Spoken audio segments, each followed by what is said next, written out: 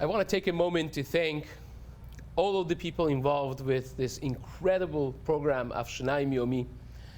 When every day you get a Dvar Torah inspiration and helps us go through the parasha, appreciate the words of the parasha, and adds so much to our daily and weekly experience of the Torah. Be'ezrat Hashem, this should grow to be bigger and better by the day. I want to share with you an insight into Haftara. We have Shabbat Chazon in Parashat Devarim.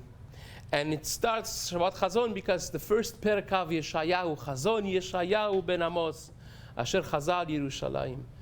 And these are some of the harshest words that we have in the entire Tanakh. It says, he compares us with shor vechamor, with ox and a donkey. Yada shor chonehu vechamor evus be'alav. Even the shor and the chamor know their owner. Yisrael lo yada, ami lo hitbonan. My people are less than that. They don't think, they don't know me, they don't think and ponder. He compares us with Sedom v'Amorah. Says, Shim'u, Devar Hashem ksine Sedom, ha'azinu, Am Amorah, Yedechem damim maleu.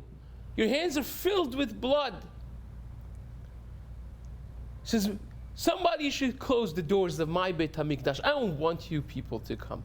Can you imagine these words?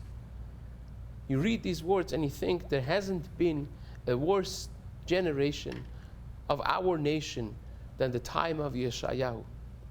But then the truth is, when you ponder about the psukim, you realize the tremendous high level of spiritual experience that they had in that generation. Let's go through some of these psukim.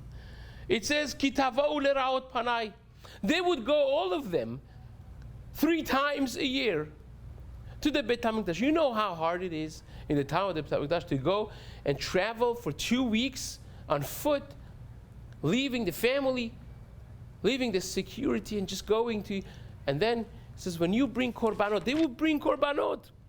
Lama li rov zivchachem, they would bring a lot of korban. You know how expensive it is, how difficult it is to schlep the korban up to Yerushalayim, and all of it goes as korban olah, as a complete loss of money. It says, chagechem u'adechem shabbatchem sanea nafshi. I hate your Shabbats. Chodshechem u'moadechem sanea nafshi. They were keeping Rosh Chodesh, they were keeping all the Moadim. He doesn't find a Mechalel Shabbat in Klal Yisrael. He doesn't find someone that doesn't keep Yom Tov Sheni properly. Can you imagine that? And it says, Ki tarbut tefillah einin shomeya. You're davening a lot, but I'm not listening. Parischem kapechem, they were begging Hashem with tefillot and fasting and Shabbat and Moed and Korbanot and Aliyah. Can you find another generation that was like this? No. So what is the big deal? And if you pay attention, the pasuk itself says it. It says, let's talk about this. I want you to become better. I want you to wash yourself off of all this dirt. And he says, Lamedu hetev tirshu mishpat asheru chamus shiftu yatum riva almana. I want you to be there for the downtrodden. Be there for the yatom v'almana, the people who don't have emotional support, the people who are not strong. Be there for the weak. Be a mensch. I see that you go to shul. I see that you give tzedakah. I see that you daven and you bring korbanot and Shabbat, and amazing. But I don't want any of that if you don't have the basics. The basics is, I want you to hold under the arm of the downtrodden. I want you to be a mensch. We're experiencing a period of time of division in the country, in the community. And it is more important than ever to focus on our relationships between ourselves. Call that one person that you've been avoiding. Try to have few acts of goodness and kindness that you wouldn't otherwise do. Those are the bricks of our Beit HaMikdash.